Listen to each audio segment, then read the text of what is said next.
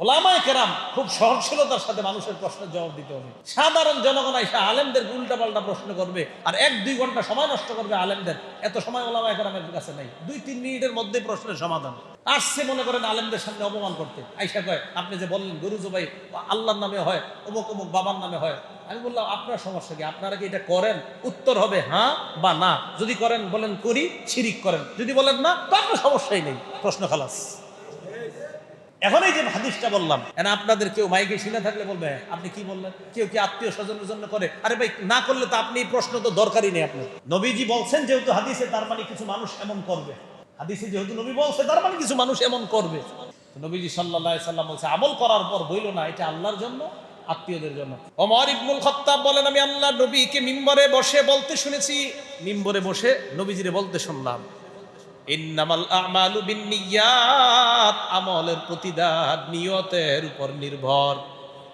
আমলের প্রতিদান পাওয়া যায় বিশুদ্ধ নিয়তের উপর। নিয়ত যদি বিশুদ্ধ হয় আমলের প্রতিদান পাওয়া যায়। ওয়া ইন্নামা লিকুল্লি ইমরিইম মা নাওয়া, প্রত্যেক মানুষ যেই নিয়ত করে সেই নিয়ত অনুযায়ী তার প্রতিদান। প্রত্যেক মানুষ যে নিয়ত করে নিয়ত অনুযায়ী তার প্রতিদান। তাহলে বলেন 4 জন কুরবানি দেয়, 3 জনের মধ্যে 4 জনের মধ্যে 2 জনের নিয়ত খারাপ, 2 জনের নিয়ত শুদ্ধ আছে। হ্যাঁ, 2 জনের নিয়ত খারাপ, 2 জনের নিয়ত শুদ্ধ, কিন্তু ইবাদত কয়টা? একটা। এই জন্য ঝামেলা হয়ে যায়। তো শরীকি ইবাদতের মধ্যে নিয়ত অশুদ্ধ হয়ে গেলেই সমস্যা। এই জন্য নবীজি বললেন যে যেই নিয়ত করবে নিয়ত অনুযায়ী তার প্রতিদান। আল্লাহ আমাদের সকলকে এই বছর যারা কোরবানি দিব এই মুহূর্তে পরিশুদ্ধ নিয়ত করার তৌফিক দান করেন। আরেকটা হাদিস শোনেন, বুখারী শরীফের 6491 নাম্বার হাদিস। এই হাদিসটা সারা জীবন মনে রাখেন। ক্বালা রাসূলুল্লাহ সাল্লাল্লাহু আলাইহি ওয়াসাল্লাম আর রাব্বিহি আযজা ওয়াজাল, আব্দুল্লাহ ইবনে আব্বাসের বর্ণনা, ফিমা ইয়ারফি আর রাব্বিহি আযজা ওয়াজাল। আব্দুল্লাহ ইবনে আব্বাস আল্লাহ নবীর থেকে বর্ণনা করেন, নবী আল্লাহর থেকে বর্ণনা করেন, ইন্নাল্লাহা কাতাবাল হাসানাত ওয়াস সাইয়্যাত, আল্লাহ পাক রব্বুল আলামিন ভালো এবং মন্দ সব লিপিবদ্ধ করে দিয়েছেন। সুম্মা বায়্যানা যালিকা, এরপর আল্লাহ বর্ণনা করে দিয়েছেন এগুলা ভালো এইগুলা খারাপ। ফামান হাম্মা বিহাসানা, কোন ব্যক্তি যদি একটা ভালো কাজের নিয়ত করে, ফালাম ইয়ামালহা, কাজটা যদি না করে, কাতাবাহাল্লাহু লাহু ইনদাহু হাসানাতান কামিলা, আল্লাহ ওই ব্যক্তির আমলনামায় নিজের কাছে পরিপূর্ণ একটা সওয়াব লিপিবদ্ধ করে দেয়। ফাইন হুয়া হাম্মা বিহা ওয়া আমিলাহা, কোন বান্দা যদি নিয়ত করার পর ওই কাজটা করে, কাতাবাহাল্লাহু লাহু ইনদাহু হাশারা হাসানাত ইলা 700 দিআফিন ইলা আদআফিন কাসীরা।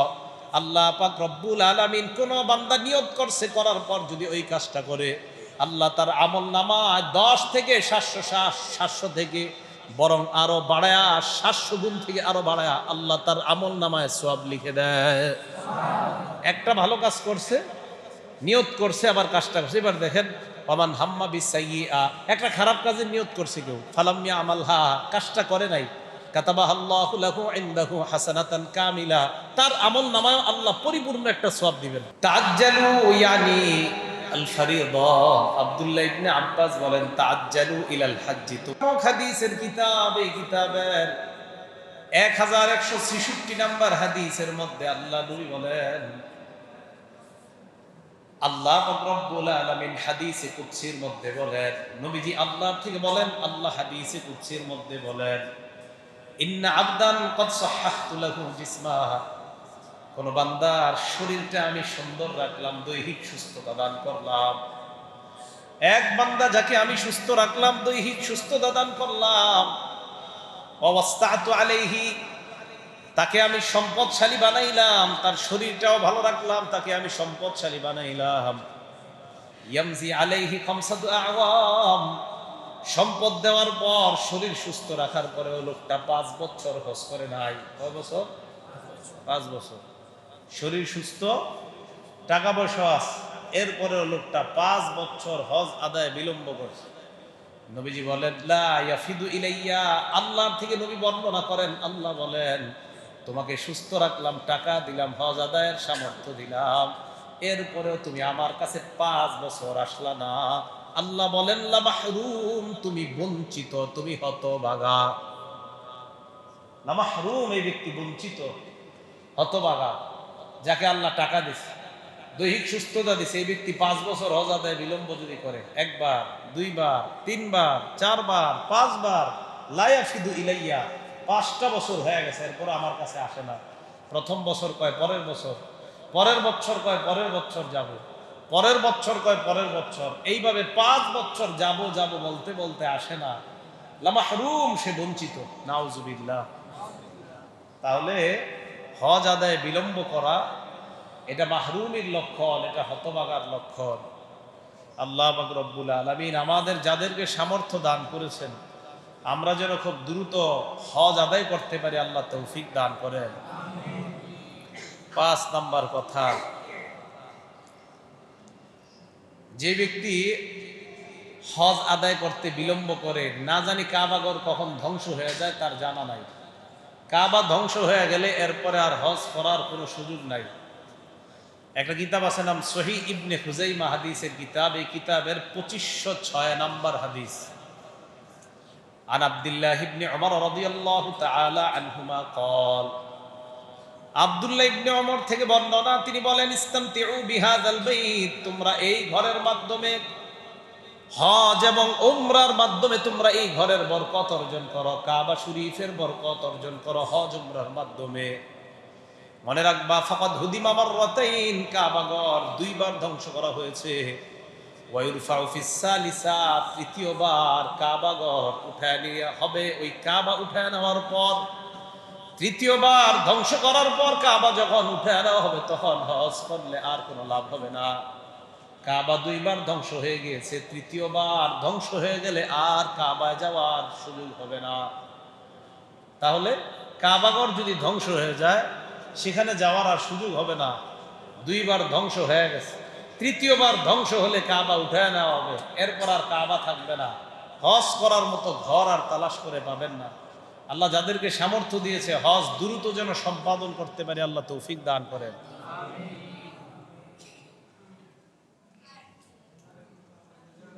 আল্লাহুম্মা সাল্লি আলা মুহাম্মাদ। আচ্ছা, আমরা শুনি। তো রাসূল আকরাম সাল্লাল্লাহু আলাইহি সাল্লাম হাদিসের মাধ্যমে আমাদেরকে জানায়া দিলেন। সাহাবা আব্দুল্লাহ ইবনে ওমরের বর্ণনা থেকে আমরা বুঝতে পারলাম, কাবা 2 বার ধ্বংস করা হয়েছে, আরেকবার ধ্বংস করার পর কাবা উঠায় নেওয়া হবে, এরপর আর হজ আদায় করার সুযোগ হবে না, সুযোগ থাকবে না। 6 নাম্বার কথা, হজ আদায় করার ক্ষেত্রে পীর সাহেবগিরি দেখানো যাবে না। কি গিরি দেখানো যাবে না? পীর সাহেবগিরি দেখানো যাবে না। পীর সাহেবগিরি কি হয়? হজ করতে গেলে ছবি তোলা লাগে, এই জন্য আমি হজ করবো না। কি তোলা লাগে? ছবি তোলা লাগে। এই ছবি তোলাকে কেন্দ্র করে আমাদের দেশের এক বিশাল বড় একটা জামাত হজে যায় না। আমাদের এই দেশে আছে বিশাল বড় এক দল, মানে উনি একজন প্রধান আর ওনার অনুসারী যারা আছে তারা কেউ হজে যায় না। কেন? হজে গেলে ছবি তোলা লাগবে, তাই হজে যায় না। কি তোলা লাগবে? ছবি। কবে যাবে?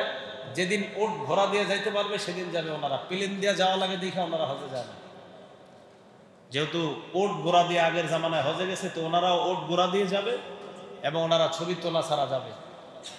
তা আমাদের দেশে বিশাল বড় একটা, বিশাল বড়, ছোটখাটো না, বিশাল বড় এক জামাত, ওনারা হজে যায় না, শুধু ছবি তোলা লাগবে এই জন্য। এইটাকে কয় বৈরাগ্যতা, সন্ন্যাসবাদিতা। আল মুস্তাদরাক আলা সহিহাইন নামে একটা কিতাব আছে। এই কিতাবের 1664 নাম্বার হাদিসের মধ্যে রাসূল আকরাম সাল্লাল্লাহু আলাইহি সাল্লাম বলেন, লা সরুরাতা ফিল ইসলাম, ইসলামের মধ্যে সন্ন্যাসবাদিতা বলতে কিছু নাই। ইসলামের মধ্যে বৈরাগ্যবাদিতা বলতে কিছু নাই, সন্ন্যাসবাদিতা বলতে কিছু নাই। সন্ন্যাসগিরি দেখাইবেন আর বলবেন আমি প্লেন দিয়া হজ করতে যাব না, আমি হজ করতে যাব ওটার ঘোড়ার উপর উঠা, যে জামানা আসবে ওই জামানায় যাব, ওই জামানায় প্লেন দিয়া যাওয়া লাগে, নবী প্লেন দিয়া যায় নাই, তাই আমি প্লেন দিয়া যাব না। কি কথা?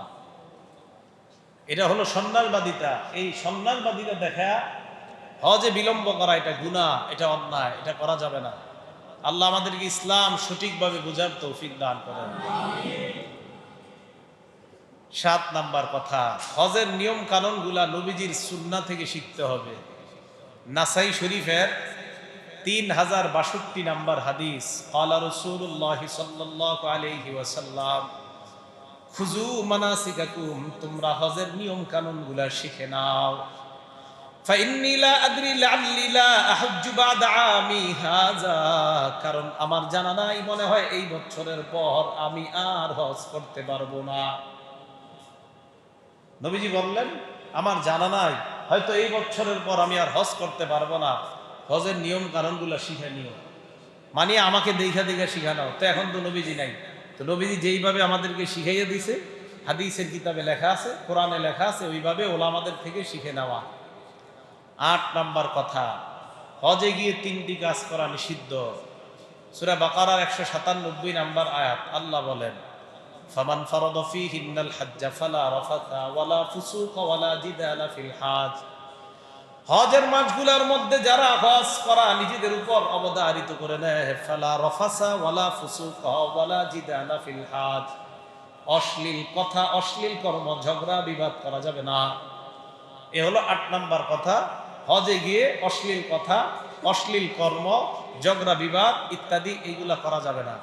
9 নাম্বার, হজ আপনারা যারা করবেন ভবিষ্যতে হজ্জের তামাত্তু করার নিয়ত করবেন। কোন হজ? হজ্জের তামাত্তু। অনেক হাজী সাহেবদেরকে জিগাই, কই যান? কয় হজে যাই।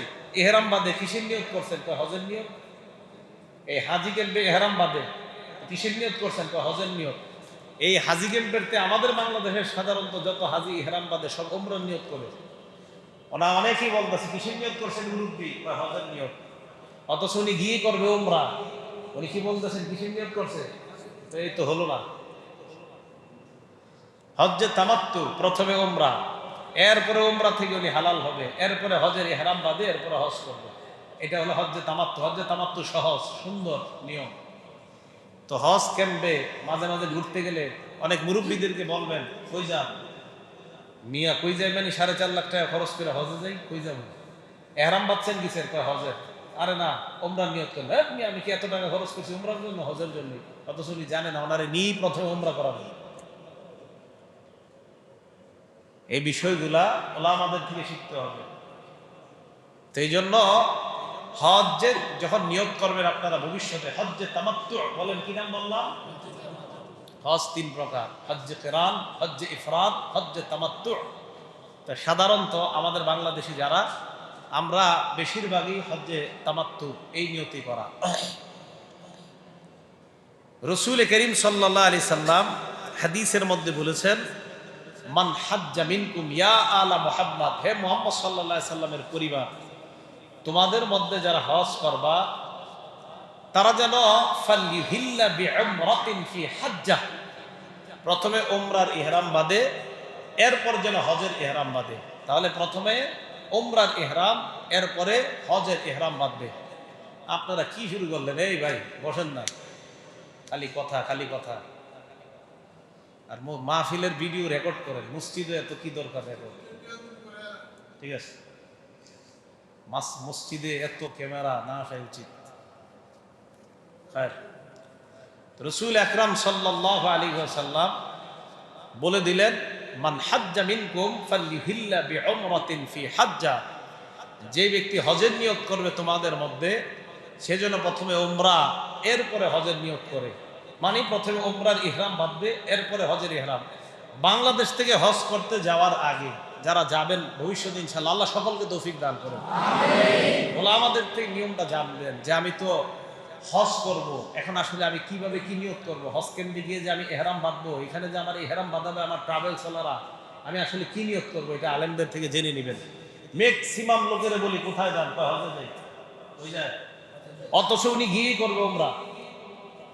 আমাদের বাংলাদেশ থেকে যাদেরকে ইহরাম বেঁধে দিচ্ছে, বলেন গিয়ে কি করবে? উমরা। বলতেছে হজে যাচ্ছে। নিয়তের গরমিল হলে তো হজ আদায় হবে না। যাই হোক, এটা যদি ওনারা বুঝে না, বুঝাই দিতে হবে। তো বলতেছিলাম হজ্জে তামাত্তু করা, এটা নিয়ত করে নেওয়া। হজের ফজিলত বুখারী শরীফের 1521 নম্বর হাদিসে আসছে, ক্বালা রাসূলুল্লাহ সাল্লাল্লাহু আলাইহি ওয়াসাল্লাম, মান হাজ্জা লিল্লাহি ফালাম ইয়ারফাস ওয়ালাম ইয়াফসুক রাজা'a কায়াউমিন ওয়ালাদাতহু উম্মুহু। কোন ব্যক্তি যদি হজ করে, হজের মধ্যে তিনটা কর্ম যদি না করে, হজের মধ্যে অশ্লীল কথা বলে নাই, অশ্লীল কর্ম করে নাই, হজের মধ্যে অশ্লীল কথা বলে নাই, অশ্লীল কর্ম করে নাই, ঝগড়া বিবাদ করে নাই, এইভাবে হজ সম্পাদন করে, করার পর যখন বাংলাদেশে আসবে, রাজাআ কায়াউমিন ওয়ালাদাতহু উম্মুহু, মা জন্ম দিলে সন্তানটা যেমন নিষ্পাপ হয়ে যায়, হাজী সাহেব এইভাবে নিষ্পাপ হয়ে তার স্বদেশে প্রত্যাবর্তন করেন, একদম নিষ্পাপ। শর্ত হলো ওখানে গিয়ে অশ্লীল কথা বলা যাবে না, অশ্লীল কর্ম করা যাবে না। বিশেষ করে আমাদের বাংলাদেশিরা ঝগড়া লেগে যায়, সহ্য করতে পারে না, ঝগড়া লেগে যায় এইভাবে। ওখানে গিয়ে পাথর চুমা দিতে না পারলে তো পারে না, মাইর দেওয়া শুরু করবে পাথর চুমা দিতে। মনে রাখবেন, পাথর চুমা দিতে গেলে অন্য হাজির কষ্ট হয়, আর ওই হাজিরে কষ্ট দিয়ে পাথর চুমা দেওয়া এটা দরকার নেই আপনার। পাথর চুমা দিতে হবে যদি অন্য হাজির কষ্ট না হয়, তখন পাথর চুমা দেওয়া। পাথর চুমা না দিলে আপনার হজ হবে না এমন না। পাথর যদি সুযোগ পান চুমা দিবেন, না পাইলে চুমা দেওয়া দরকার না, খালি স্পর্শ করবেন, স্পর্শ করলেও গুনাহ মাফ। চুমা দেওয়ার প্রয়োজন নেই, শুধু স্পর্শ। স্পর্শ করতে গেলেও যদি অন্য হাজির কষ্ট হয়, তা স্পর্শ করা যাবে না, আপনি খালি চলে যাবেন। চান্স নিবেন, বারবার তওয়াফ করবেন, যখন সুযোগ চাইবেন যে আমি একটা চুমা দিব, পারবেন সুযোগভাবে সুন্দরভাবে দিবেন, না পারেন প্রয়োজন নাই, আপনি তওয়াফ করে যান। কিন্তু কাউরে কষ্ট দেওয়া যাবে না, কারণ হজে গিয়ে ঝগড়া করা যাবে না, অশ্লীল কথা বলা যাবে না, অশ্লীল কর্ম করা যাবে না। এমনকি হজে যাওয়ার পর স্বামী স্ত্রী অন্য সময় যা বলা জায়েজ, সেগুলা হজে গিয়ে বলা যাবে না। স্বামী স্ত্রীও অন্য সময় যা বলা জায়েজ আছে, এগুলো সেখানে গিয়ে বলা যাবে না। কথা কি বুঝে আসছে সবার? হ্যাঁ। হজ যেই ব্যক্তি করে আসবে, তার আগের একটা তো বললাম, মার সন্তানকে জন্ম দিলে যেমন নিষ্পাপ হয় এমন নিষ্পাপ হবে। তিরমিজি শরীফের 811 নম্বর হাদিসে আসছে, ক্বালা রাসূলুল্লাহ সাল্লাল্লাহু আলাইহি ওয়াসাল্লাম, মান হাজ্জা ওয়া লাম ইয়ারফুস ওয়া লাম ইয়াফসুক, কোন মানুষ হজে যায়, যাওয়ার পর অশ্লীল কথা বলে না, আর একটা আসছে ওয়া লাম ইয়াফসুক, কোন পাপাচারী লিপ্ত হয় না, কোনো অন্যায় করে নাই, এই ব্যক্তির গফির লাহু মা তাকদ্দামা মিন যামবি, তার এই হজের আগের জিন্দেগীর সব গুনাহ মাফ করে দেওয়া হয়। আগের সবগুলা গুনাহ মাফ, একদম মাফ, সব গুনাহ মাফ। এটা আল্লাহর পক্ষ থেকে সব গুনাহ মাফ করে দেওয়া হয়। বুখারী শরীফের 26 নাম্বার হাদিস, এই হাদিসের মধ্যে আসছে, নবীজিকে প্রশ্ন করা হলো, আইয়ুল আমালি আফজল ইয়া রাসূলুল্লাহ, সবচাইতে কোন আমল শ্রেষ্ঠ, আল্লাহর নবীর কাছে জানতে চায়। নবী জবাব দিলেন, ঈমানুন বিল্লাহি ওয়া রাসূলি, আল্লাহর প্রতি ঈমান আনা, নবীর প্রতি ঈমান আনা সবচাইতে শ্রেষ্ঠ আমল। আমি আল্লাহরে মানি, নবীরে মানি, এটাই শ্রেষ্ঠ আমল। প্রশ্ন করা হলো, সুম্মা মাজা, এরপর সবচাইতে শ্রেষ্ঠ কোনটা? আল্লাহর নবী জবাব দিলেন, আল জিহাদু ফি সাবিলিল্লাহ, আল্লাহর রাস্তায় জিহাদ করা। কিলা সুম্মা মাজা, প্রশ্ন করা হলো এরপর সবচাইতে শ্রেষ্ঠ আমল কোনটা? আল্লাহর নবী জবাব দিলেন, হাজ্জুন মাবরুর, কবুল হজ করা এরপরে সবচাইতে শ্রেষ্ঠ ইবাদত। কি হজ? কবুল হজ। বলেন কি হজ? হ্যাঁ, অনেকের হজ কবুল হয় না, এই জন্য এটার নাম হজ্জে মাবরুর। যাদের হজ কবুল হয় না, এই হজকে হজ্জে মাবরুর বলা হয় না। যার হজ কবুল হয় সেই হজকেই বলা হয় হজ্জে মাবরুর। মনে রাখবেন, যার হজ কবুল হয় সেটাকে বলা হয় হজ্জে মাবরুর। সবার হজ কবুল হয় না, হজ যাদেরটা কবুল হয় এটাকে বলা হয় হজ্জে মাবরুর। তো নবীজি বললেন, 1 নাম্বার আল্লাহরে মানা, নবীরে মানা, এটা শ্রেষ্ঠ আমল। 2 নাম্বার জিহাদ করা, এটা শ্রেষ্ঠ আমল। 3 নাম্বার কবুল হজ করা, এটা শ্রেষ্ঠ আমল। বুখারী শরীফের 1773 নাম্বার হাদিস, এই হাদিসের মধ্যে আসছে, ক্বালা রাসূলুল্লাহ সাল্লাল্লাহু আলাইহি ওয়াসাল্লাম, আল হাজ্জুল মাবরুর লাইসা লাহু জাযাউন ইল্লাল জান্নাহ। আল্লাহ নবী বলেন, হজ্জে মাবরুর, কবুল হজের সওয়াব একমাত্র, লাইসা লাহু সওয়াবুন ইল্লাল জান্নাহ জাযাউন ইল্লাল জান্নাহ। নবীজি বলেন, হজ্জে মাবরুর, কবুল হজ যদি কেউ করতে পারে, তার প্রতিদান একমাত্র আল্লাহর জান্নাত। প্রতিদান একমাত্র আল্লাহর জান্নাত। হজ্জে মাবরুরের প্রতিদান একমাত্র আল্লাহর জান্নাত। হজ করলে কেউ আজকে হজ আদায় করছে, আশা যদি করে আমি হালাল টাকা দিয়ে সুন্দরভাবে হজ করছি, হুজুর আমি সাক্ষী দিতে পারি ইখলাসের সাথে হজ করছি, নবীজির এক হাদিস দ্বারা বোঝা যায় এই ব্যক্তিরও আগের সব গুনাহগুলো মাফ হয়ে যায়। দলিল মুসলিম শরীফের 220 নাম্বার হাদিস, নবীজির সাহাবা আমর রাদিয়াল্লাহু তাআলা আনহুকে নবীজি বলেন, আমা আলিমতা ইয়া আম, নবীর এক সাহাবা মারা যাবে, যাওয়ার সময় কান্না করা শুরু করে দেয়। নবীজি তার কাছে গেলেন, যাওয়ার পর বললেন, কি ব্যাপার, কান্না করো কেন? ওই সাহাবা জবাব দেয়, মরে যাব, মরার পর কি হবে আমার জানা নাই, এই জন্য কান্না করতেছি। আল্লাহ নবী বললেন, আমা আলিমতা ইয়া আম আন্নাল ইসলাম ইয়াহদিমু মা কানা ক্বাবলা, তুমি কি জানো না ইসলাম গ্রহণ করলে তার আগের সব গুনাহ মাফ হয়ে যায়। ওয়া আন্নাল হিজরাতা তাহদিমু মা কানা ক্বাবলাহা, হিজরত করলে তার আগের সব গুনাহ মাফ হয়ে যায়। ওয়া আন্নাল হাজ্জা ইয়াহদিমু মা কানা ক্বাবলা, কোন ব্যক্তি যদি হজ আদায় করে তার আগের সব গুনাহগুলা মাফ হয়ে যায়। ইয়াহদিম সব ধ্বংস করে দেয়। হজ করলে তার আগের সবগুলা অপরাধই হজ ধ্বংস করে দেয়, একদম নিশ্চিহ্ন করে দেয়।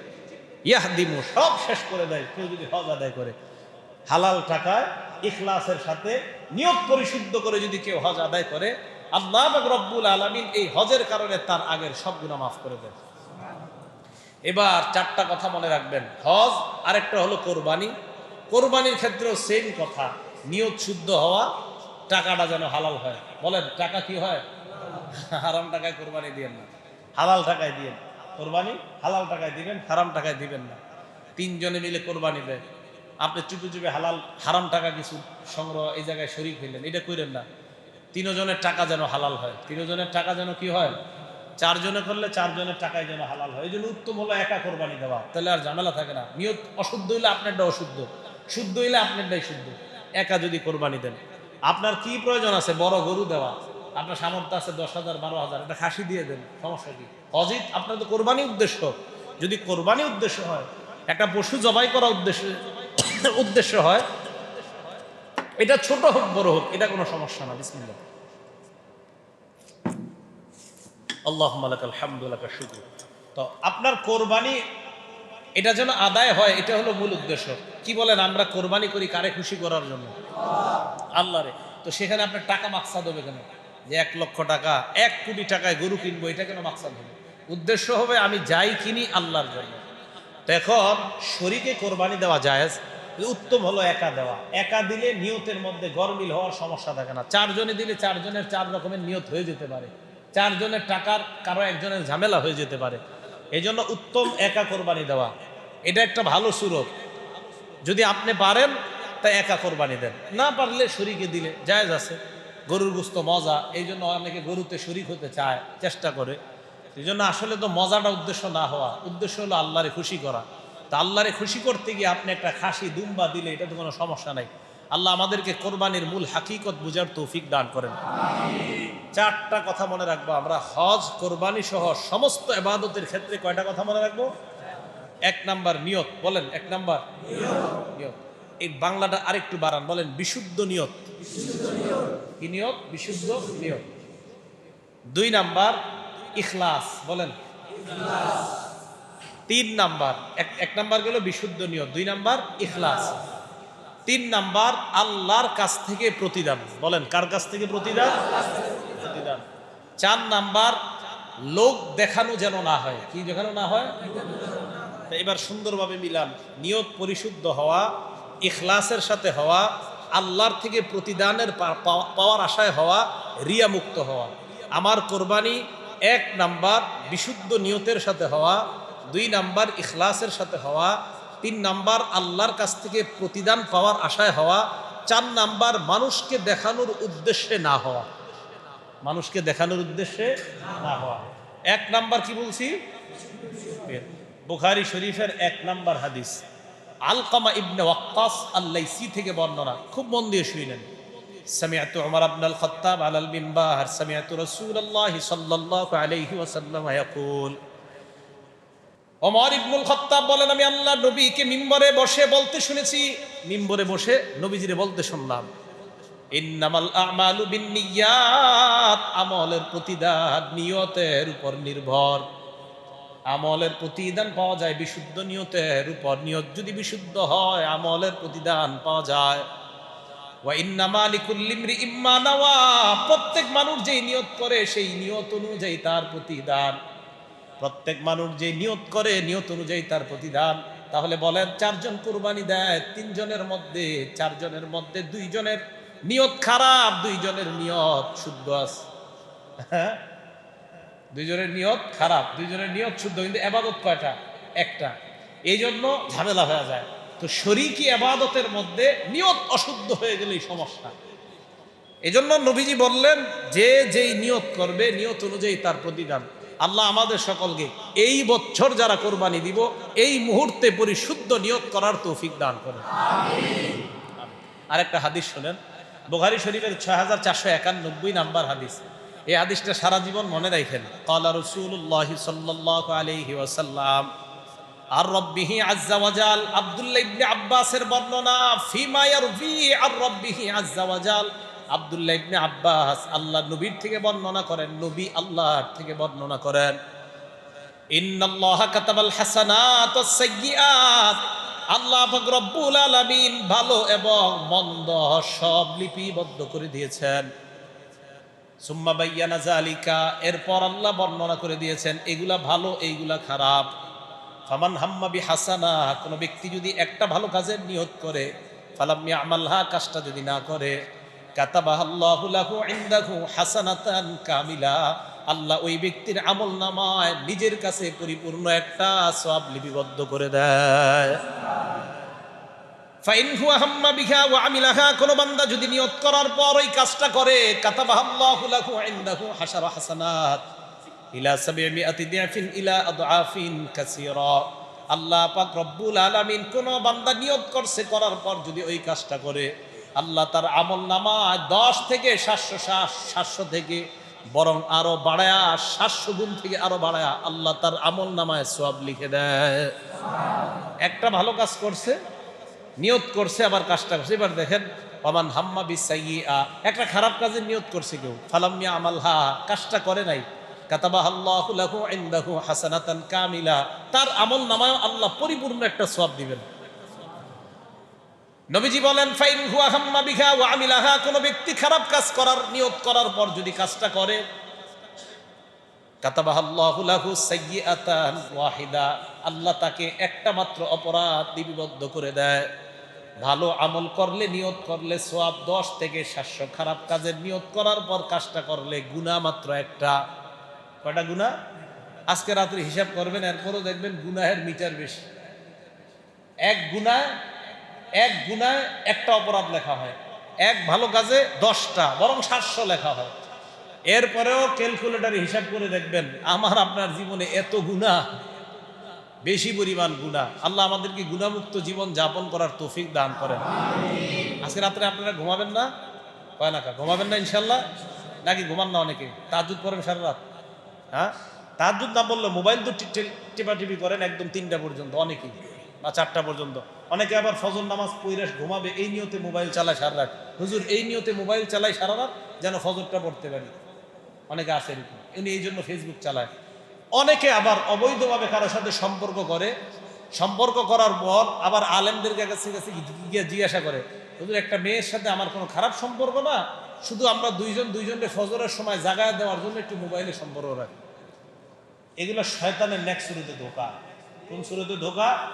নেক্সট শুরু। অবৈধ ভালোবাসার যত সুরত হোক, কোন শুরুতেই বৈধ না, সব অবৈধ, নাজায়েজ, হারাম, বিলকুল হারাম। এটা জায়েজের কোন সুরত নেই।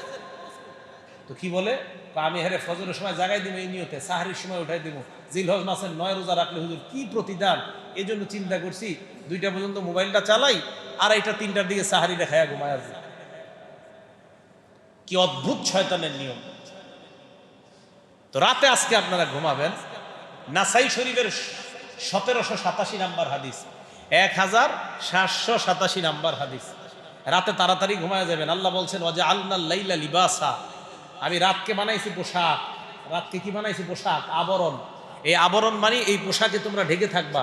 রাত্রে আপনারা না ঢাইকা সারাক্ষণ দেখি কি করেন, উল্টা পাল্টা। আল্লাহ রাতকে বানাইছে পোশাক হিসাবে, রাত বানাইছে আল্লাহ আরামের জন্য। আল্লাহ আমাদের এই কথাগুলো বোঝার তৌফিক দান করেন। তাহলে ওয়াজআলনান নাহারা মাআশা, আল্লাহ দিন বানাইছে মানুষের কামাই করার জন্য, রাত বানাইছে বিশ্রামের জন্য, আরামের জন্য। এজন্য এক আয়াতে আছে ওয়াজআলনা নাওমাকুম সুবাতা, আরেক আয়াতে আছে ওয়াজআলনাল লাইলা লিবাসা, আমি রাতকে বানিয়েছি আবরণ, আমি রাতে তোমাদের ঘুম, এই ঘুমকে তোমাদের প্রশান্তির কারণ বানিয়েছি, আর দিনকে বানিয়েছি তোমাদের জন্য কামাই করার জন্য। এজন্য যাদের রাতের ঘুম ভালো হবে, সুন্দরভাবে যারা সঠিকভাবে তাড়াতাড়ি ঘুমিয়ে যাবে, 9টা 10টায় যারা ঘুমিয়ে যাবে নিয়মিত ইনশাআল্লাহ, 3টা 4টায় বসে তাহাজ্জুদের সালাত আদায় করে, ফজরটা তারা সুন্দরভাবে ইমাম সাহেবের পিছনে আদায় করে। হাদিসে নবীজি বলেন, ফাহুয়া ফি জিম্মাতিল্লাহ, যেই বান্দা ফজর আদায় করে এই বান্দা আল্লাহর জিম্মায় চলে যায়। আল্লাহর জিম্মার মাধ্যমে তার দিন শুরু হয়, এইভাবে তার রাত আব পর্যন্ত হয়ে যায়। সারাদিনের ইনকাম, কত সুন্দর ইনকাম। জোহরের সময় জোহর পরে, আসরের সময় আসর পরে, মাগরিব পরে, এশা পরে, এশার নামাজের পর দ্রুত আবার তাড়াতাড়ি নবীজির সুন্নাহ মোতাবেক এশার আগেই খানাটা খেয়ে নেয়। এশার আগে কি করে খানা খায়? আপনারা তো খানা খান রাত 10টা, এর লেগে পেট এত বড় হয় এক একজনের। রাত 10টা 11টায় খানা খায়, খায়া তাড়াতাড়ি একদম সাথে সাথে বিছানায় মাথাটা লাগায় দেয়। তো পেট বাঙালিদের বাড়বে না কাদের বাড়বে? এশার নামাজের আগে আপনি নিয়মিত খানা খান, খানা খাওয়ার পর এশার সালাত আদায় করেন। এশার নামাজের পর 2 রাকাত সুন্নত আছে, 3 রাকাত বিতির আছে, পারলে আরো 8 রাকাত বাড়ায় পড়েন তাহাজ্জুদ। খালি রমজানে গেলে 8 রাকাত পড়েন না? নবীজির হাদিসে আসছে নবীজি রমজান আর রমজানের বাইরে 8 রাকাত পড়তো সারা রাত। তো এই রাত্রে 8 রাকাত তাহাজ্জুদ, এটা রমজানের বাইরে এলে ঝগড়াটা হয় না, শুধু রমজান আসলে হয়। অথচ ওই হাদিসে আছে নবীজি সারা বছর 8 রাকাত পড়তেন, তো পড়েন না কেন? তো এই 8 রাকাত পড়েন। আপনি এশার আগে খানা খান, এই নিয়মিত সুন্নত পড়েন, আরো 8 রাকাত বাড়ান, 10 রাকাত হইল। বিতির 3 রাকাত, 13 রাকাত, এশার নামাজ 4 রাকাত, 17 রাকাত পরে আপনি এরপরে বিছানা যান। আপনার পেট বাড়বে না, আমি গ্যারান্টি দিয়ে গেলাম। আপনার পেট বাড়ার সুযোগই তো নেই। খানা খায় না, এসে নামাজে দাঁড়াইলেন, তো পেট বাড়বে কোন দিক দিয়ে? এত বড় বড় এক একজন পেট বানায় আর ইবাদত করতে পারে না।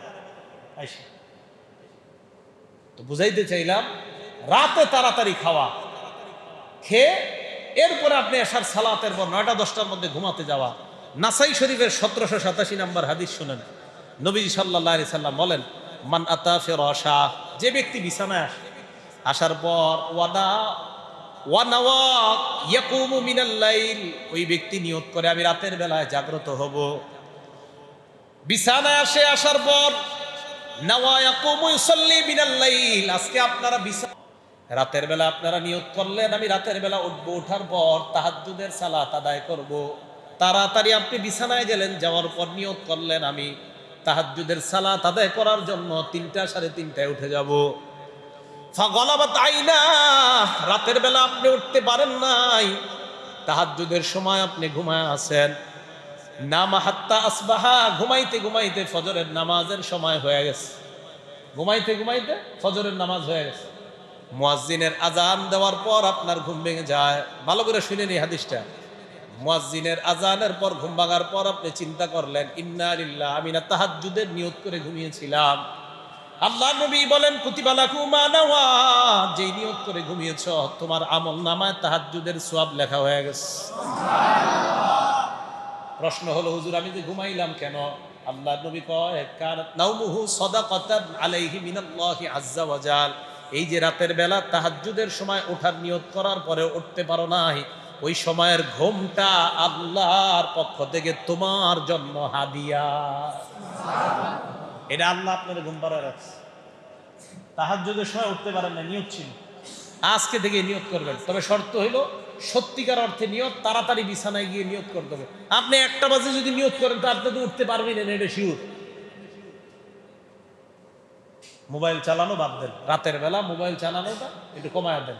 মাগরিবের আগে মোবাইলটা ডয়ারে ঢুকান, অথবা অফিস থেকে আইসা মোবাইলটা রেখে দেন। রাতে আর মোবাইল হাতে নিয়েন না, ইনশাল্লাহ দেখবেন ঘুম ভালো হবে।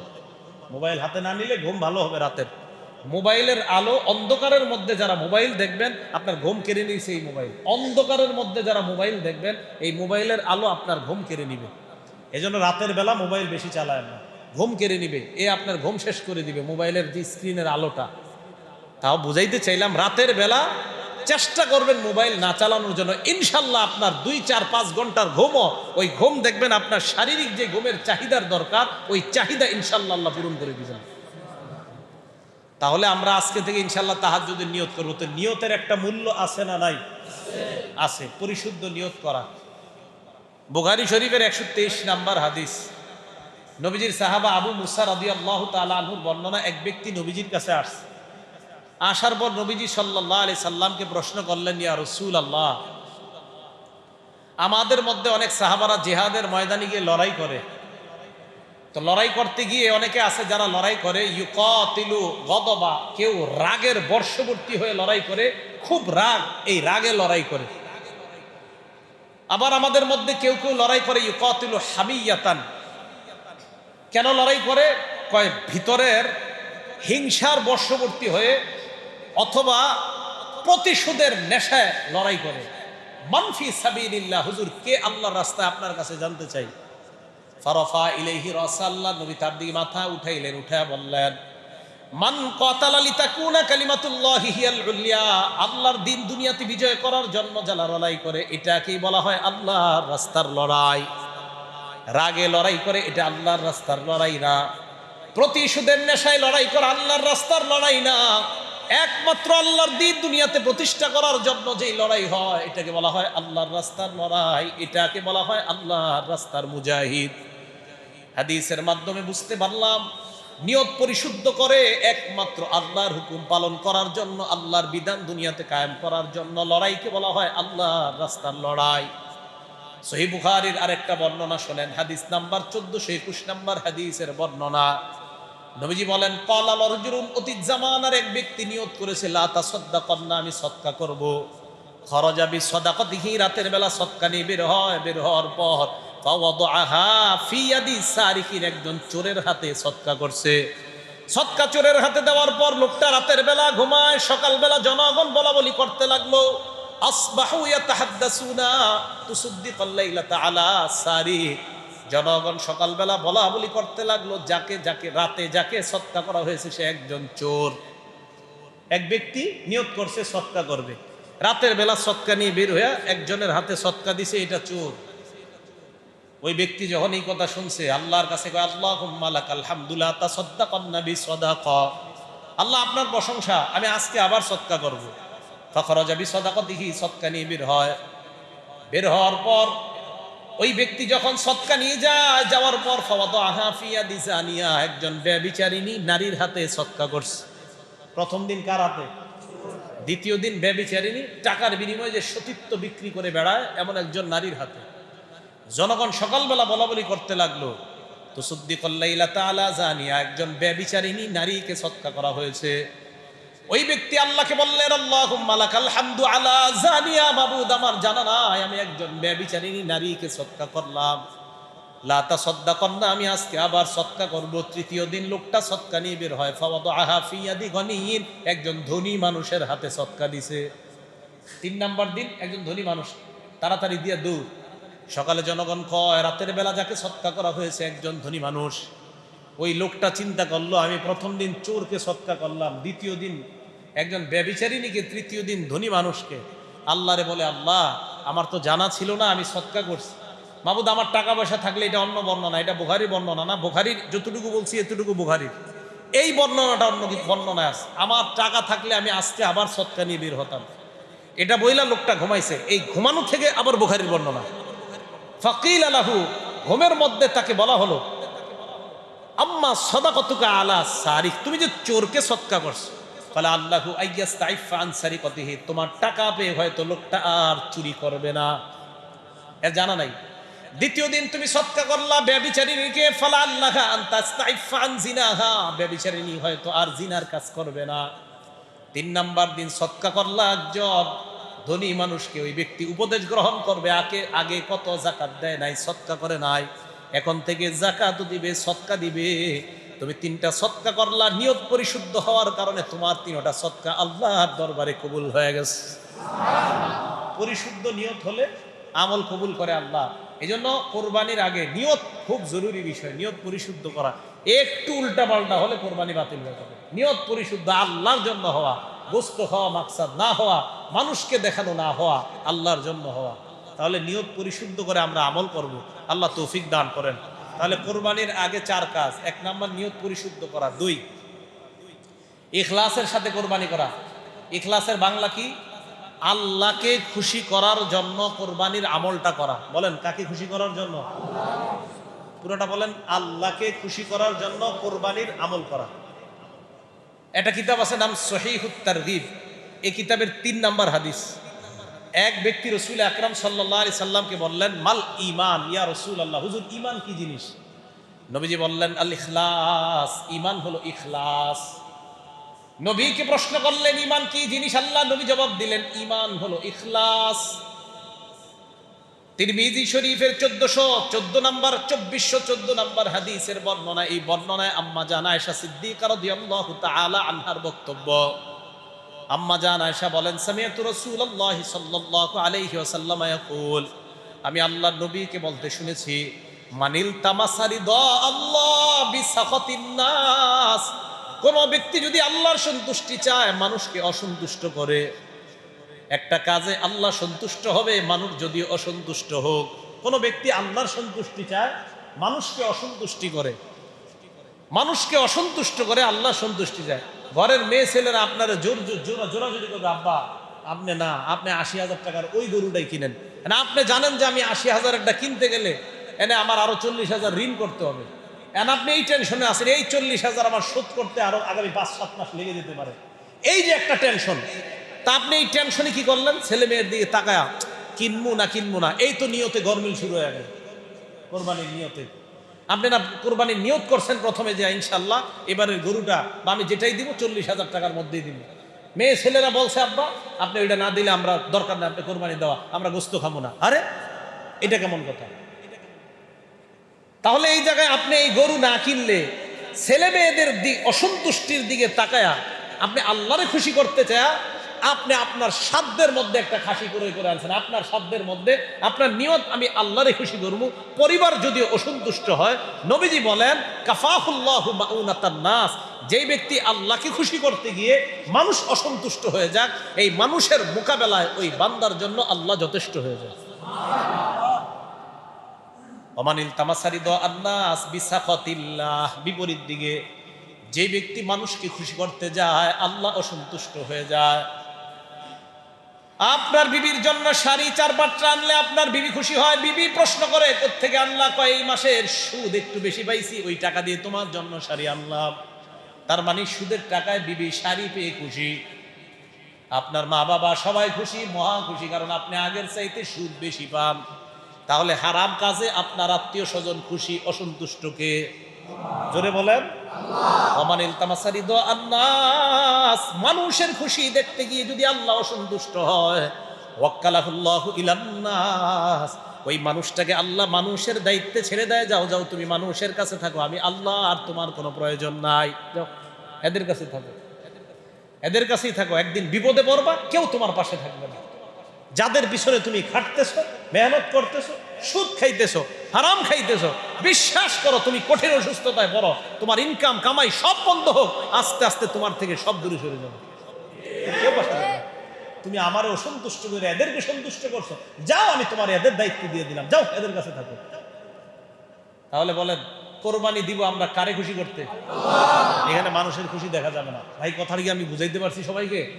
আমরা খুশি চাই আল্লাহর, মানুষের খুশি চাই না। মানুষ কি বললো এটা আমাদের দেখার বিষয় না, আল্লাহ খুশি কিনা এটা দেখার বিষয়। তাহলে আল্লাহকে খুশি করতে আমরা যে কোনো কিছু করতে রাজি আছি, আল্লাহ তৌফিক দান করেন। তিরমিজি শরীফের আরেকটা হাদিস শুনেন, 2658 নম্বর হাদিস, 2658 নম্বর হাদিস। এই হাদিসের মধ্যে রাসূল আকরাম সাল্লাল্লাহু আলাইহি সাল্লাম বলেন, ক্বালা রাসূলুল্লাহ সাল্লাল্লাহু আলাইহি ওয়াসাল্লাম সালাসুল্লাহ ইউগাল্লু আলাইহিন্না কলবু রাজুলিন মুসলিম, 3 ক্ষেত্রে মুসলমানের অন্তর খেয়ানত করতে পারে না। বলেন মুসলমানের অন্তর কয় ক্ষেত্রে খেয়ানত করতে পারে না? আমাদের স্লোগান, আমাদের অন্তর কয় ক্ষেত্রে খেয়ানত করতে পারে না? 1 নম্বর ইখলাসুল আমালিল্লাহ, আল্লাহর জন্য আমল করার ক্ষেত্রে মুসলমানের অন্তর খেয়ানত করতে পারে না।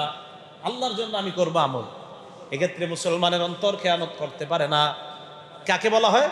আপনি নামাজে রওনা করলেন, নামাজে আসবেন, মসজিদে যাবেন, যাওয়ার পর জামাতে আপনি নামাজ আদায় করবেন, এই মুহূর্তে ইবলিস আপনাকে রাস্তায় ধোঁকা দেয় আর বলে নামাজ তো পরেও পড়তে পারবি, নামাজ তো পরেও পড়তে পারবি। তখন আপনার দিল এই সাড়া দিবে, না আমি আল্লাহর জন্য আমল করব, জামাতে যাব আল্লাহর জন্য। এই আল্লাহর জন্য মসজিদে যাওয়ার ক্ষেত্রে আমার অন্তর খেয়ানত করতে পারে না।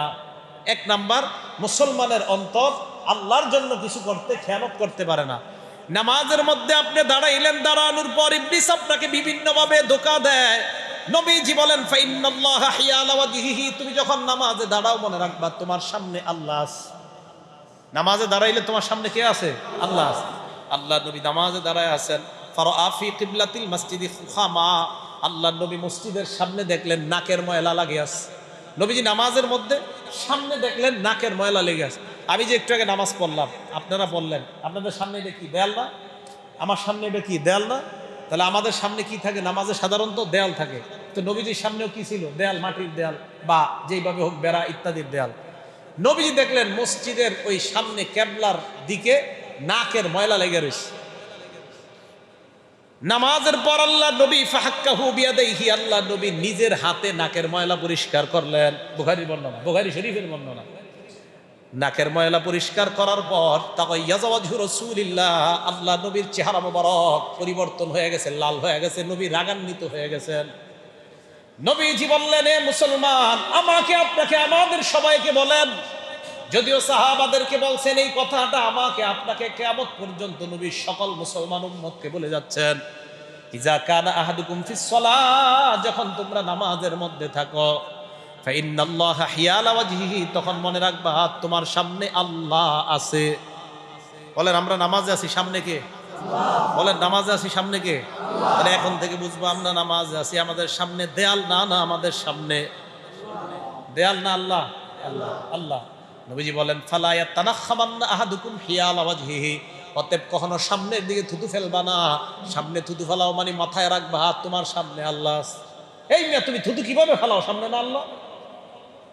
তো বুঝাইতে চাইলাম, এই যে দেখেন আমি আপনি আজকে থেকে সালাত আদায় করব, নবীজি বললেন আনতা আবুদাল্লাহা কান্নাকা তারাহ, হ্যাঁ তুমি যে নামাজে দাঁড়াইলা, একটু আগে যে এশার সালাত আদায় করলা, তুমি কেমন যেন আল্লাহকে দেখতেছো। সুবহানাল্লাহ। আসলে কি আমরা আল্লাহকে দেখি? না। আসলে কি দেখি? নবীজি বলেন ফাইল্লাম তাকুম তারা ফাইন্নাহু ইয়ারাক, যদিও তুমি আল্লাহকে না দেখো, তোমাকে আল্লাহ দেখেন।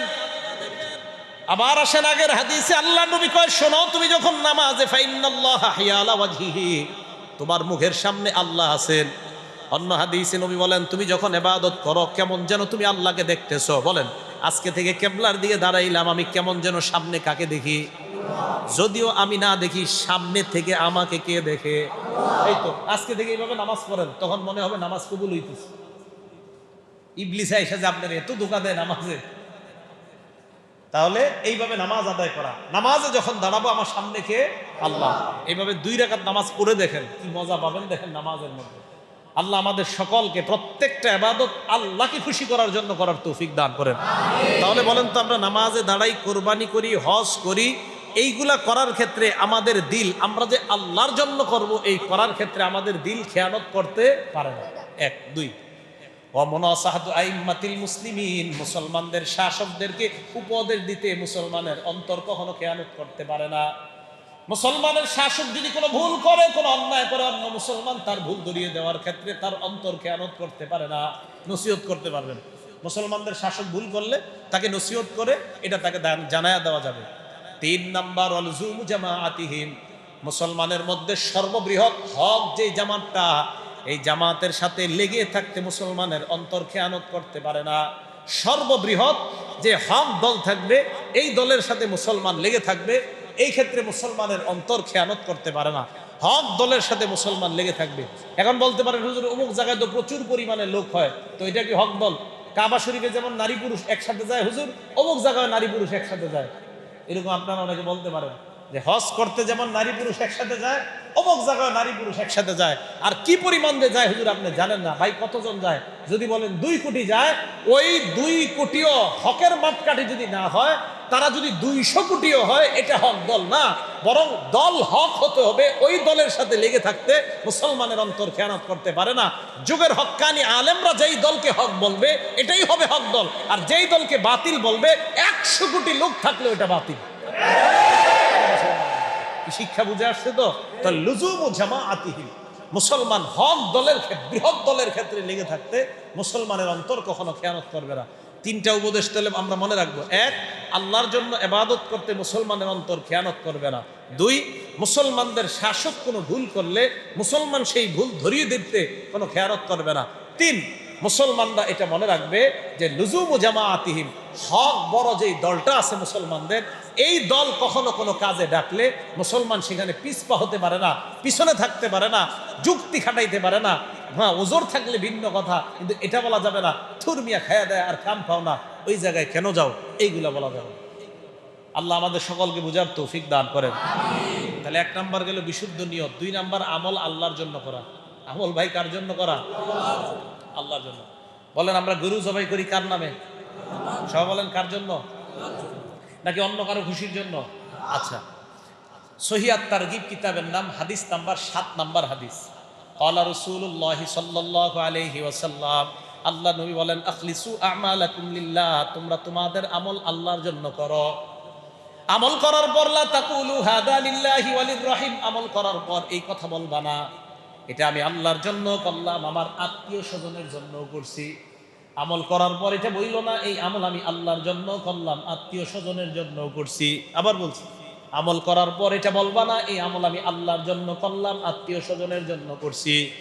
নবীজি বলেন, কোন আমল করার পর যদি তোমরা বলো এই আমল আমি আত্মীয় স্বজনের জন্য করলাম, আল্লাহর জন্য করলাম, ফাইন্নাহা লির রহিম, ওই আমলটা তোমার রক্তের আত্মীয়দের জন্য হয়ে যায়, ফালাইসা লিল্লাহি বিনহা শাইউন, ওই আমলের মধ্যে আল্লাহর কোনো শরীক থাকে না, আল্লাহ অংশীদার থাকে না। আল্লাহ কয় আমি এই আমলে নাই, যাও এটা আত্মীয়দের আমল, এটা তো আমি নেই। তুমি আমল করার পর কোন সাহসে কও এই আমল আমি আল্লাহর জন্য করছি আর আমার হুজুরের জন্য? আমি আমল আল্লাহর জন্য করছি, আরেকটি বাড়ায় কই আমার খাজা বাবার জন্য। যদি বলেন, না বললে এখন দেখবেন আমার এই কথায় অনেকে রাগ হয়ে যায়। ওই ব্যক্তি রাগ হবে যে ব্যক্তি খাজা বাবা কয়, যে রাগ হবে সেই রাগ হবে যে কয়। যদি আপনি বলেন না হুজুর বলি না, তা আপনি রাগ হবেন কেন? আমি এক জায়গায় একটা আলোচনা করছি যে গরু জবাই হবে আল্লাহর নামে। কার নামে? এই জায়গায় কোনো মানুষের নামে গরু জবাই হবে না, এমনকি মুহাম্মদ সাল্লাল্লাহু আলাইহি সাল্লামের নামে গরু জবাই হবে না। তো কয়েকজন রাগ হয়ে কয় কেউ আল্লাহ ছাড়া অন্য কারোর নামে গরু জবাই করে না। আমি বললাম আপনার রাগ হওয়ার কারণটা কি সেটা বলেন। আমি তো বুঝছি কেন রাগ হয়েছে, আমি আপনারা রাগ হওয়ার কারণটা কি এটা বলেন। মানে ওনারা প্রত্যেক বছর ডেকের আয়োজন করে রজব মাস। আমি বললাম আপনি রাগ হইলেন কেন এই কথা সেটা বলেন, আপনারা এটা করেন? আমি বললাম হয়তো বলবেন হ্যাঁ, না হয় বলবেন না। করেন? কয় না। তার যে রাগ হওয়ার প্রশ্ন আসে না, এটা তো সেই রাগ হবে যারে বলছি। আপনি তো এটা করেন না, খুব লজ্জিত হয়েছে। অনেক ওলামায়ে কেরামের সামনে এসে বলে হুজুর কি বললেন আপনি, এরকম কেউ করে? আমি আপনারা করেন?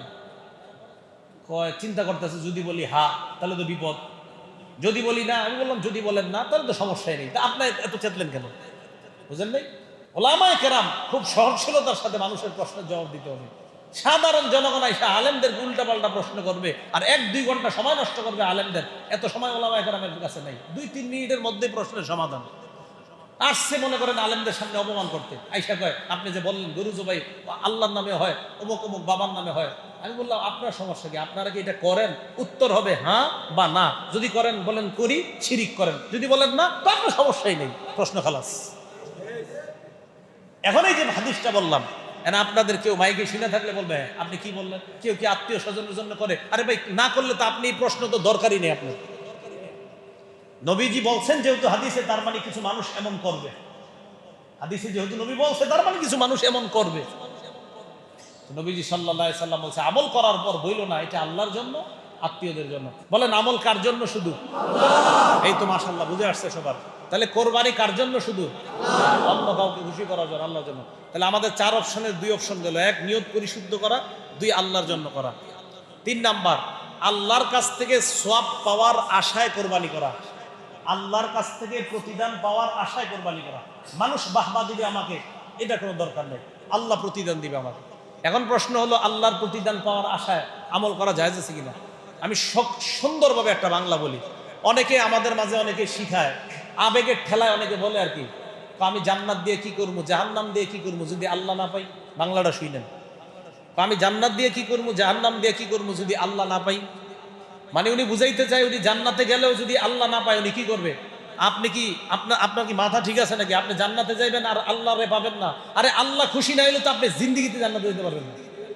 তো বলে আর কি, আমি আল্লাহ দিয়ে কি করবো যদি জান্নাতে গেলে আল্লাহ না পাই। আরে জান্নাতে গেলে আল্লাহ পাবেন না মানে আল্লাহকে তো পেয়েই জান্নাতে যাবেন। এই সমস্ত আবেগী মার্কা কথা বলবেনও না, শিখবেনও না। বিভিন্ন জায়গায় শিখায় আল্লাহ তোমারে পায়া যদি দুজকেও যাই আমার কোনো সমস্যা নেই, তোমারে না পায়া যদি জান্নাতে যাই আমি এই জান্নাত চাই না। কি বড় কথা, আসলে আপনি জান্নাত চান না? হ্যাঁ, মানে ভাবসাব এমন, উনি আগুনে পুড়বে, আল্লাহ কয় আমি তোমারে পায়ে যদি আগুনে পুরি সমস্যা নেই, আর তোমারে না পায়ে যদি জান্নাতে যায়, আল্লাহ এই জান্নাত আমি চাই না। আরে ভাই, আল্লাহ তো খুশি হয়ে আপনাকে জান্নাত দিবে, এই কথা আপনি কেন বলেন?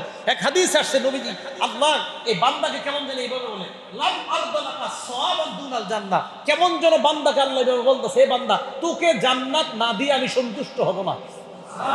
হাদিসের কথা, স্পষ্ট কথা, খোলেন নাসাই শরীফের 2545 নম্বর হাদিস, 1771 নম্বর হাদিস, স্পষ্ট হাদিস, জান্নাত না দিয়ে আমি সন্তুষ্ট হব না। এই কথা থেকে ভাই আল্লাহ জানে। তাহলে 3 নাম্বার, আমরা প্রতিদান কার কাছ থেকে চাই? আল্লাহর কাছ থেকে। আল্লাহর কাছ থেকে প্রতিদান পাওয়ার আশায় আমল করা যায়, জায়েজ আছে। বুখারী শরীফের 47 নম্বর হাদিস শুনেন,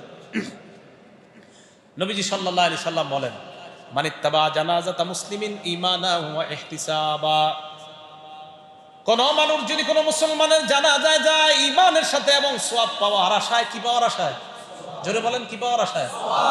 তাহলে সওয়াব পাওয়ার আশা করা যায় আছে না নাই? এই যে সওয়াব পাওয়ার আশায় কোন মানুষ যদি ঈমানের সাথে এবং সওয়াব পাওয়ার আশায় জানাজায় যায়, যাওয়ার পর ওয়া কানা মাহু হাত্তা ইউসাল্লা আলাইহা, এই ব্যক্তি লাশের সাথে ছিল নামাজ পড়ার আগ পর্যন্ত, মানে জানাজা নামাজ পড়া পর্যন্ত লাশের সাথে ছিল, ওয়াফরুগা মিন দাফনিহা, দাফন কার্য পর্যন্ত তার সাথে ছিল।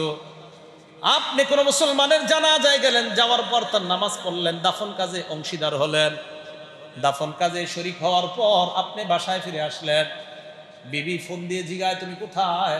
আপনি বললেন আসতেছি। ওই মুহূর্তে আপনি বিবিকে বলবেন ফাইন্নাহু ইয়ারজিউ বিতিরাতাইন, আল্লাহ নবী বলেন কোন মুসলমানের জানাজায় যাওয়ার পর তুমি তার জানাজার নামাজ পড়লা, দাফন কাজেও শরীক হইলা, এই মুসলমানটা 2টা উহুদ পাহাড়ের সমান সওয়াব নিয়ে বাসায় ফিরে আসে। উহুদ পাহাড়। তারপরে বিবি যদি ফোনে প্রশ্ন করে কোত্থেকে আসতেছো, বলবেন আমি 2টা উহুদ পাহাড় সমপরিমাণ সওয়াব নিয়ে বাসায় আসছি। এখন আপনাদের কাজ আছে, শুধু জানাজা পড়ে চলে যাবেন, দাফনে যাবেন না, এরকম হয় না? অনেকে শুধু জানাজা পড়ে দাফনের কাজে যায় না। নবীজি বলেন নমান সাল্লা আলাইহা, যেই ব্যক্তি শুধু নামাজ পড়ে, নামাজ পড়ার পর রজা ক্বাবলা আন তুদফানা, দাফন করার আগেই লোকটা চলে আসে, দাফন কাজে যায় না, ফাইন্নাহু ইয়ারজিউ বিকিরাত, এই ব্যক্তি 1টা উহুদ পাহাড়ের সমান সওয়াব নিয়ে ফিরে আসে। তাহলে 2 আমলে কয় উহুদ পাহাড় সমান? 2টা। 1 আমলে 1 উহুদ পাহাড়ের সমান সমপরিমাণ সওয়াব নিয়ে আসে। 4 নাম্বার কথা, রিয়া করা যাবে না। তাহলে 3 নাম্বার সওয়াব পাওয়ার আশায় কোরবানি করা, 4 নাম্বার রিয়া করা যাবে না। রিয়া মানে লোক দেখানো ইবাদত, কাউকে দেখানোর জন্য কোরবানি করা যাবে না। কাউকে দেখানোর জন্য কি করা যাবে না? কোরবানি করা যাবে না। কোরবানি করতে হবে একমাত্র কাকে দেখানোর জন্য? আল্লাহকে। আল্লাহকে খুশি করার জন্য কোরবানি করা, অন্য কোনো নিয়তে কোরবানি করা যাবে না। রাসূল আকরাম সাল্লাল্লাহু আলাইহি ওয়াসাল্লাম বুলুগুল মারাম নামে একটা কিতাব আছে, এই কিতাব হাদিসের কিতাবের 440 নাম্বার হাদিস, হাদিসের মান সহিহ। রাসূল আকরাম সাল্লাল্লাহু আলাইহি সাল্লাম বলেন, ইন্না আখাফা মা আখাফু আলাইকুম আশ-শিরকুল আসগর, আমি তোমাদের ব্যাপারে সবচেয়ে যে বিষয়টা ভয় করি এটা হলো ছোট শিরিক। কি শিরিক? ছোট শিরিক। ছোট শিরিক আবার কি জিনিস কয়? আর রিয়া। ছোট শিরিক হলো রিয়া, লোক দেখানো ইবাদত। তাহলে আমি প্রশ্ন করি, আপনারা উত্তর দিবেন। বলেন লোক দেখানো ইবাদতের নাম কি? ছোট শিরিক। বলেন লোক দেখানো ইবাদতের নাম কি? ছোট শিরিক। আচ্ছা, ছোট শিরিকের অপর নাম কি? লোক দেখানো। ছোট শিরিকের অপর নাম রিয়া, রিয়ার অপর নাম ছোট শিরিক। বলেন তো, রিয়ার অপর নাম ছোট শিরিকের অপর নাম রিয়া, রিয়া। ছোট শিরিকের অপর নাম রিয়া, রিয়ার অপর নাম ছোট শিরিক। আমি একটা বলবো, বিপরীতটা আপনারা বলবেন। ছোট শিরিকের অপর নাম কি? রিয়া। আর রিয়ার অপর নাম ছোট শিরিক। তো নবীজি বললেন আমি তোমাদের সবচেয়ে বেশি ভয় পাই তোমরা ছোট শিরিক করবা, এটা হলো রিয়া, মানুষকে দেখানোর জন্য ইবাদত করবা। সত্যি বলুন তো, কোরবানির সময়টা হয় কিনা? এটা হওয়া চাই না, এটা হলে একদম ইবাদত নষ্ট হয়ে যাবে। আচ্ছা, আরেকটা হাদিস শোনেন, ইবনে মাজাহ হাদিসের কিতাবের নাম, হাদিস নাম্বার 4204 নাম্বার হাদিস। এই হাদিসের বর্ণনাকারী আবু সাঈদ রাদিয়াল্লাহু তাআলা তিনি বলেন, খারাজা আলাইনা রাসূলুল্লাহ সাল্লাল্লাহু আলাইহি ওয়াসাল্লাম ওয়া নাহনু নাতাযাকারুদ দাজ্জাল। আবু সাঈদ রাদিয়াল্লাহু তাআলা আনহু বলেন, আমাদের সামনে আল্লাহর নবী আসলেন, আমরা দাজ্জালের ব্যাপারে আলোচনা করতেছিলাম। দাজ্জালের ব্যাপারে আলোচনা করতেছিলাম। এগুলো আসছে? হ্যাঁ, না নিয়ে আসেন, তারা নিয়ে আসেন, অনেক সময় হয়ে গেছে। নবী সাল্লাল্লাহু আলাইহি ওয়াসাল্লামের সাহাবা আবু সাঈদ বলেন, আমরা দাজ্জাল সম্পর্কে আলোচনা করতেছিলাম। কি সম্পর্কে? দাজ্জাল। এই মুহূর্তে আল্লাহ নবী আমাদের সামনে আসলেন। আমরা দাজ্জাল সম্পর্কে আলোচনা করতেছিলাম, নবীজি আমাদের কাছে আসলেন। আসার পর আমাদেরকে আল্লাহ নবী বললেন, আলা উখবিরুকুম বিমা হুয়া আখফু আলাইকুম ইনদি মিনাল মাসিহিদ দাজ্জাল। আল্লাহ নবী বললেন, আমি কি তোমাদেরকে দাজ্জালের চাইতে ভয়ঙ্কর আরো বিষয় বলবো না? মন দিয়ে শুনেন, দাজ্জাল একটা ভয়ঙ্কর জন্তুর নাম, এটা তো আমরা শুনছি। এখন আপনারা বলেন তো, দাজ্জালের আলোচনাটা এটা অনেক ভয়ঙ্কর একটা আলোচনা না? সাহাবারা বলেন, আমরা দাজ্জাল সম্পর্কে আলোচনা করতেছিলাম, নবীজি আসলেন। আসার পর বললেন, দাজ্জালের চাইতে ভয়ঙ্কর একটা জন্তুর ব্যাপারে আমি কি তোমাদেরকে বলবো? সাহাবারা বলে, হুজুর দাজ্জালের চেয়ে আরো ভয়ঙ্কর কি জিনিস? আল্লাহ নবী কয়, হাঁস। এটার নাম হলো শিরকুল খফি, গোপন শিরিক। বলেন কি শিরিক? আগে জানছেন ছোট শিরিক, এখন বলেন কি শিরিক? মন দিয়ে শুনেন, নবীজি বলেন, দাজ্জালের চাইতেও ভয়ঙ্কর আরেকটা বিষয় আমি ভয় পাই, যেই বিষয়টার নাম গোপন শিরিক। এই গোপন শিরিক তোমাদের মাঝে কাজ করবে। আবার বলছি, দাজ্জালের চাইতেও বেশি ফিতনা তোমাদের জন্য হবে গোপন শিরিক। আগে জানলাম ছোট শিরিক, এবার জানলাম গোপন শিরিক। সাহাবারা কয়, হুজুর গোপন শিরিক কি? আল্লাহ নবী বলেন, আর রিয়া, গোপন শিরিক হলো রিয়া। এবার সব উত্তর আপনারা দিবেন। তাহলে রিয়া অপর নাম ছোট শিরিক, গোপন শিরিক, তাহলে দুইটা পেয়ে গেলাম। রিয়ার অপর নাম ছোট শিরিক, গোপন শিরিক। তাহলে আপনারা বলেন তো, গোপন শিরিক আর ছোট শিরিকের অপর নাম রিয়া, রিয়ার অপর নাম গোপন শিরিক, ছোট শিরিক। এই তো মনে থাকবে। তাহলে গোপন শিরিক এটাকে রিয়া বলা হয়, ছোট শিরিক এটাকে রিয়া বলা হয়। তাহলে কোরবানি কাউকে দেখানোর জন্য করা, এটার নাম রিয়া, এটার নাম ছোট শিরিক, এটার নাম গোপন শিরিক। ভাই মনে থাকবে কথাগুলা? তো রাসূল আকরাম সাল্লাল্লাহু আলাইহি ওয়াসাল্লাম কয়, মিয়া দাজ্জাল কি? দাজ্জালের চেয়ে বেশি ভয়ঙ্কর তোমাদের মাঝে যে ছোট গোপন শিরিক লুকায় আছে, এটা আরো ভয়ঙ্কর। আল্লাহ আমাদেরকে বেঁচে থাকার তৌফিক দান করেন। শিরিক যুক্ত আমল যদি হয়, এই আমল কিন্তু আল্লাহ পাক রব্বুল আলামিন ওই আমল থেকে আল্লাহ মুক্ত। যদি শিরিক যুক্ত আমল হয়, রিয়া যুক্ত আমল হয়। ইবনে মাজাহ হাদিসের কিতাবের নাম, হাদিস নাম্বার 4203 নাম্বার হাদিস, 202 নাম্বার হাদিস। 4203-এও রিয়ার কথা আছে, 4203-এও রিয়ার কথা আছে, 4204-এও রিয়ার কথা আছে। ইবনে মাজার 4202, 203, 204 সবগুলা রিয়া সম্পর্কে আলোচনা।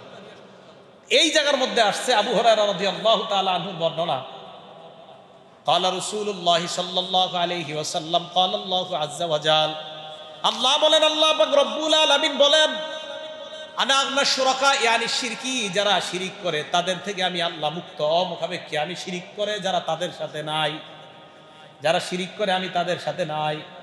আল্লাহ পাক রব্বুল আলামিন বলেন, মনে রাখবা, ফামান আমিলা লি আমালা, আমার জন্য যদি কোনো আমল তোমরা করো, বলেন এশা কার জন্য করলাম? কোরবানি কার জন্য করব?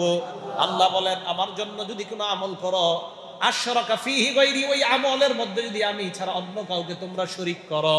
দেখেন কি কয়, আমল কার জন্য করছি না? ভাই সবাই বলেন, আমল কার জন্য? বলেন কোরবানি কার জন্য?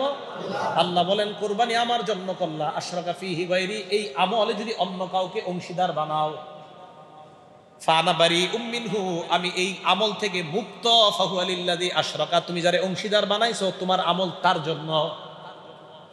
আল্লাহ পাক রব্বুল আলামিন বলেন, তোমরা কোনো আমল আমার জন্য করছো। আবার দেখেন, আল্লাহ বলেন তোমরা কোনো আমল আমার জন্য করছো, ওই আমলে আমি ছাড়া অন্য কাউকে অংশীদার বানাইছো, তাহলে যাকে অংশীদার বানাইছো আমল তার, আমি এখান থেকে মুক্ত, আমি এই আমলের সাথে নাই।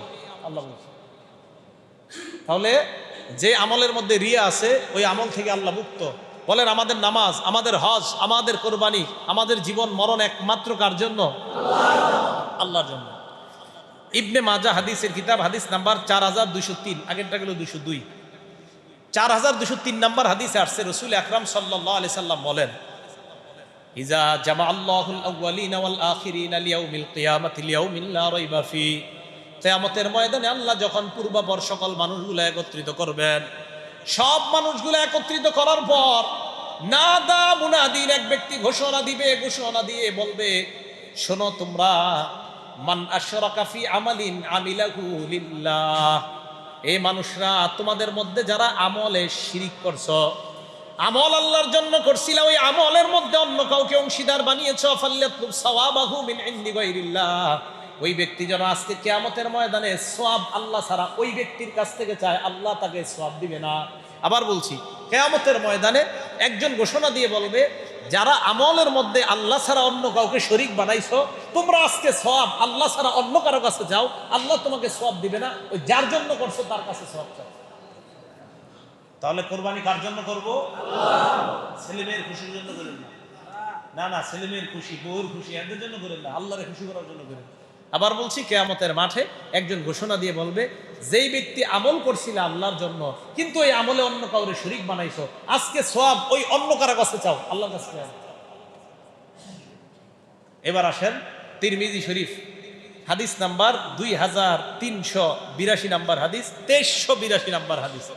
এই হাদিসগুলো রিয়ার ব্যাপারে 2381, 2382, 2383 সব রিয়ার ব্যাপারে।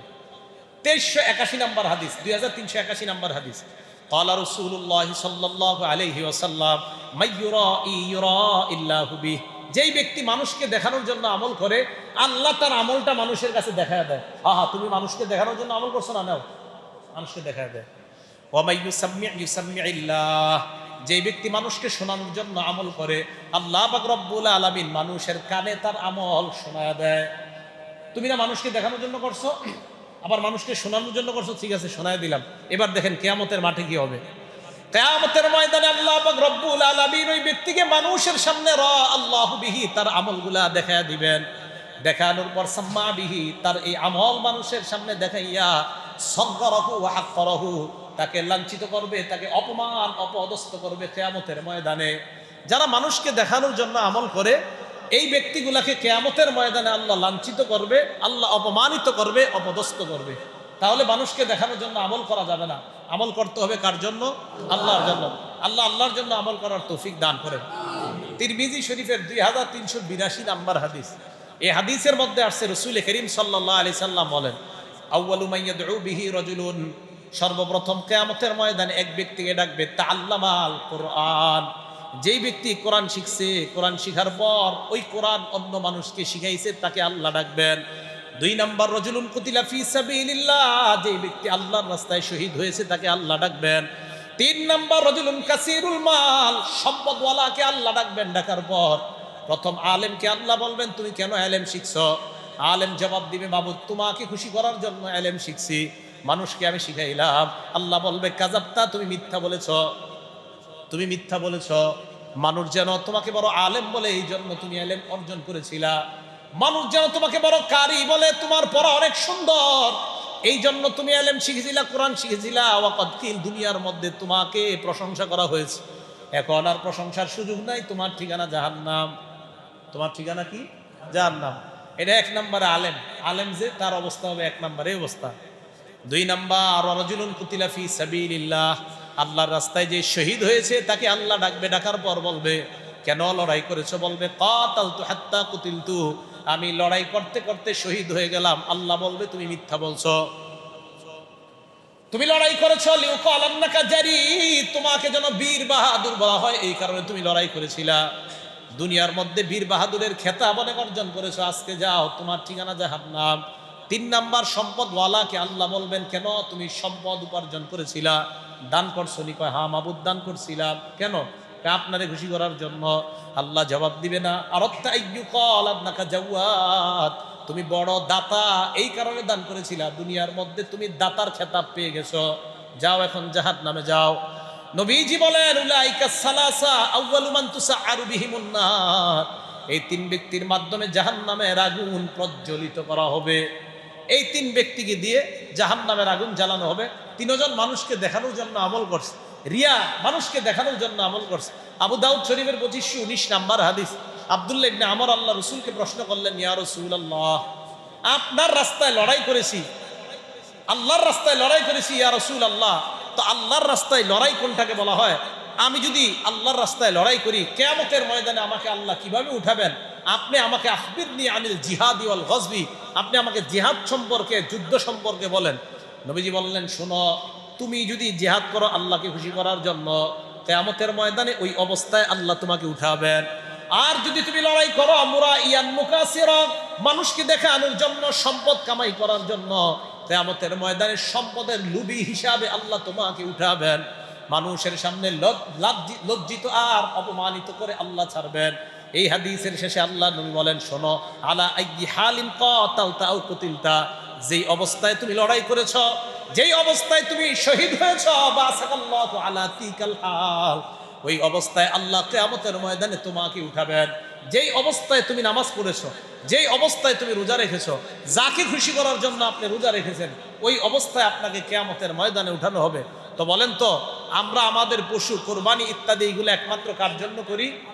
আল্লাহর জন্য করি। তো এটা যদি আল্লাহর জন্য না হয়, তো কিয়ামতের ময়দানে আল্লাহ কিন্তু প্রতিদান দিবে না। তো আমল হতে হবে একমাত্র আল্লাহর জন্য, আল্লাহকে খুশি করার জন্য, মানুষকে দেখানোর জন্য যদি কোনো আমল করি, ওই আমলের কারণে জাহান্নামী হতে হবে। তিরমিজি শরীফের 2383 নম্বর হাদিসের বর্ণনা, নবীজি সাল্লাল্লাহু আলাইহি সাল্লাম বলেন, তাআওয়াযু মিন হুব্বিল হাযান। এটা হলো তিরমিজির বর্ণনা। আবু দাউদ শরীফ, ইবনে মাজাহ আছে, তাআওয়াযু মিনাল্লাহ, তাআওয়াযু বিল্লাহি মিন হুব্বিল হুজনি। আমার সাথে বলেন হুব্বুল হাযান। কি বললাম? এই হুব্বুল হাযান জাহান্নামের একটা এলাকার নাম। তো নবীজি এই কথা বললেন, তোমরা জাহান্নামের হুব্বুল হাযান নামক এলাকা থেকে আল্লাহর কাছে পানাহ চাও। এই কথা বলার পর রাসূল আকরাম সাল্লাল্লাহু আলাইহি ওয়াসাল্লাম এই কথা যখন বললেন, তোমরা হুব্বুল হাযান নামক জাহান্নাম থেকে আল্লাহর কাছে পানাহ চাও, তো সাহাবারা বললেন, হুজুর হুব্বুল হাযান আবার কি? নবী বললেন, ওয়াদিন ফি জাহান্নাম।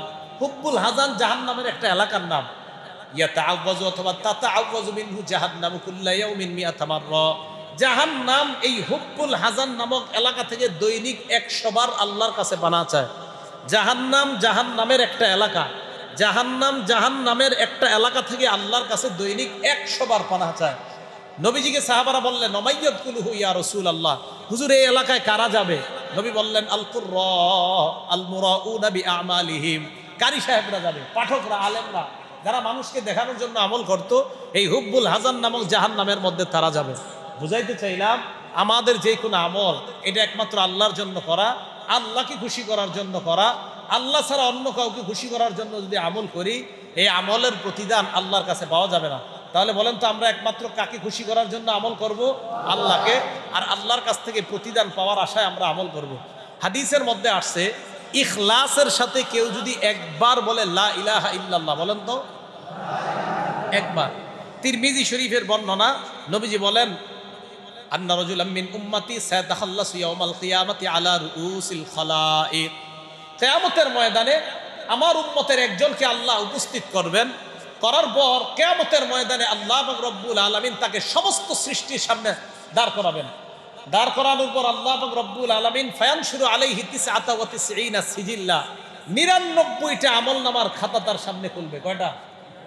99টা আমলনামার খাতা খোলার পর আল্লাহ প্রশ্ন করবেন, আতুনকিরু মিন হাযা শাইআ, এই দেখো তো একটা অস্বীকার করো কিনা? ওই বান্দা বলবে, আল্লাহ না না, আমি একটা অস্বীকার করি না।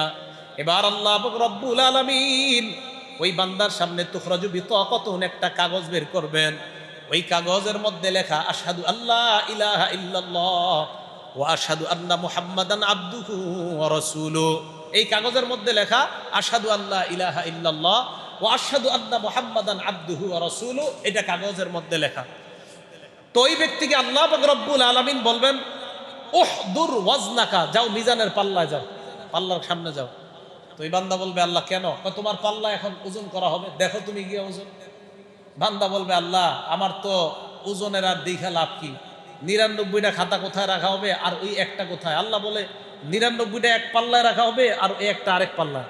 তো ওই বান্দা আল্লাহকে বলে, আল্লাহ মা হাদিহিল বিতাকা মা হাদিহিস সিজিল্লাত, এই 99টা খাতার সাথে ছোট্ট এই কাগজের টুকরার কি হবে? নবীজি সাল্লাল্লাহু আলাইহি ওয়াসাল্লাম বললেন, ওই মুহূর্তে আল্লাহ বান্দাকে বলবে, যাও ফাতুদউ ফি কিফাতিন 99 সিজিল্লা, 99টা আমলনামার খাতা এক পাল্লায় রাখা হবে, আর একটা আমলনামার খাতা আরেক পাল্লায় রাখা হবে।